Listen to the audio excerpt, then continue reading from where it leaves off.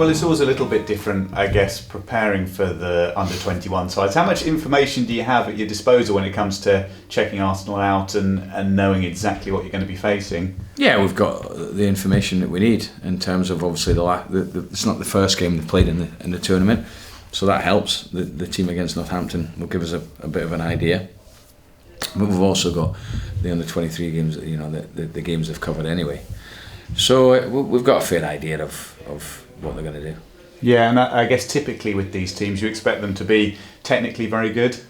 Technically very good, lots of energy, pace, as you would expect from a team of stature of Arsenal. So young, and I think it's a game. It is a game I'm looking forward to. I think the players are as well. We'll be very young ourselves, so I think it'll be a good game. Yeah, it goes without saying that the area in which they'll lack as a side is the experience, and I guess to a degree that's the whole point of the tournament from their point of view. Is that something that you talk about beforehand and look for areas to exploit?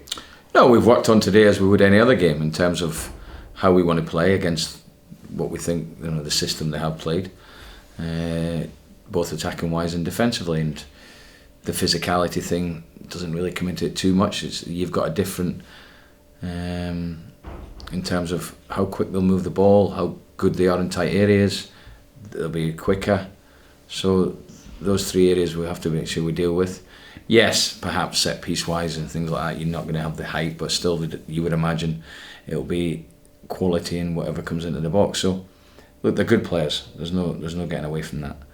But we've got a good young team out ourselves, and we've got some good players ourselves. Yeah, it's an interesting contrast, isn't it, between, say, a Harrison Burrows or an Idris Kanu who've been out there and played the games, and some of the Arsenal players. Yeah, I think it is. I think, I look through the team that I've got, that I'm going to start with. You've got Iddy, you've got Kanu, you've got Sahat, you've got Burrows. Ward's still young. Barker, he's going to play, he's still young. So we've got a really young squad, and I think we've got 11 players under 23 or under, 5, 20 or under, so it's not as if we're going to a real massive experienced team. Yeah, we'll have Benno and Woody and things like that, but no, it's a game I think will be a technical game, one we really want to win and make sure that I think if we win tomorrow we're through, really, give or take. I think we are, aren't we? I think we would be, yeah. So it's top two go through, so I think for me it's important that we go into that final game already knowing that we're actually through. Yeah, and we said it with the last round of the competition, but it works really well, doesn't it, for you to have these matches that you can get some of the younger players involved with? Yeah, what we've done is, because the squad, we've got 23 players, 20 outfield players, it's a good number. We've managed to make sure that we get games on pretty regular Tuesdays now for the next couple of months. Including tomorrow night and 2 weeks after that with the games, that if people don't force their way into the team because players are playing well or there's no injuries and things like that, we need to make sure that they're up to speed when they do play in these games. And I think you could tell against Northampton they certainly were. So I'm looking, if I get a similar performance to that, I'll be very, very happy. Yeah, the attitude was spot on for that one. I think it was. I think when you haven't been playing and you're getting frustrated, I think you can see that sometimes when players get the opportunity, they really want to take it. And I think the good examples of Kanu and Dembele, haven't been getting as much time as they would like, but when they played against Northampton, they were fantastic, absolutely brilliant. So you hope you get a repeat of that. Yeah, and as we've said before, so important, isn't it, that you're ready to go for when you need it, because you never know what might change with the league fixtures, who might get suspended, injured, all the rest of it. Listen, they'll all be needed. We need the whole squad this season, there's no doubt about that. We're only 2 months into it, we've got 8 months left. It's a hard slog. Once you get into the November, December, January, it really is a hard slog, and we're going to need everyone. Yeah, and with the weekend and momentum in mind, nice for Tasdemir to have come on, made an impact, and potentially be able to carry that on. I thought he was excellent when he came on.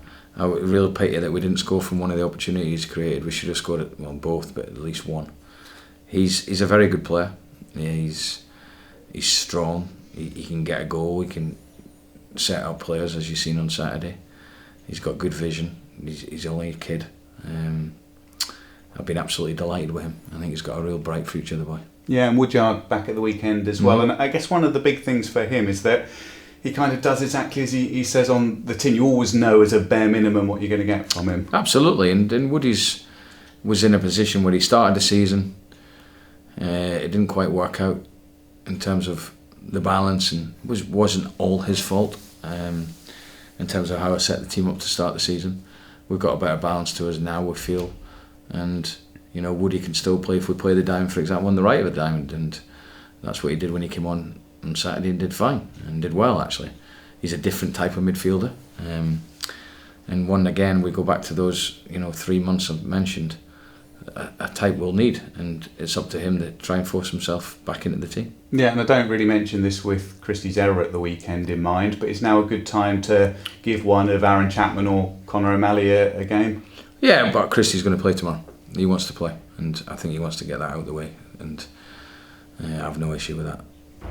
It's just what happens with goalies, isn't it? It's the nature of, if you make a mistake, it ends up in the back of the net relative to other parts of the pitch. Yeah, it's a human error, and I think what he's done is he's concentrating before he's made the save on what he's going to do next and throw out. But it's an error that we can't repeat. He made an error against Ipswich. He made an error on Saturday, and don't get me wrong, I think the boys done very well for us. But we can't keep repeating these mistakes. And although as a manager I understand that, but I can't just keep saying, oh well, it's all right, it's just a human error. That he knows himself that can't be repeated. Yeah, it's always a temptation, I suppose, in the game these days, that you're thinking of the next passage of play and how you can start an attack.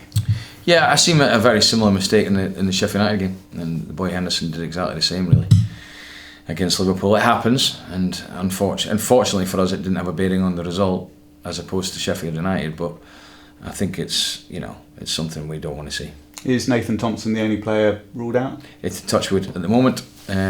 Boyd and Fraser, Blake Tracy got through the game fine. Fraser was really fatiguing towards the end, and George was a little bit. So the annoying bit was we didn't put the game to bed where I could have got them both off.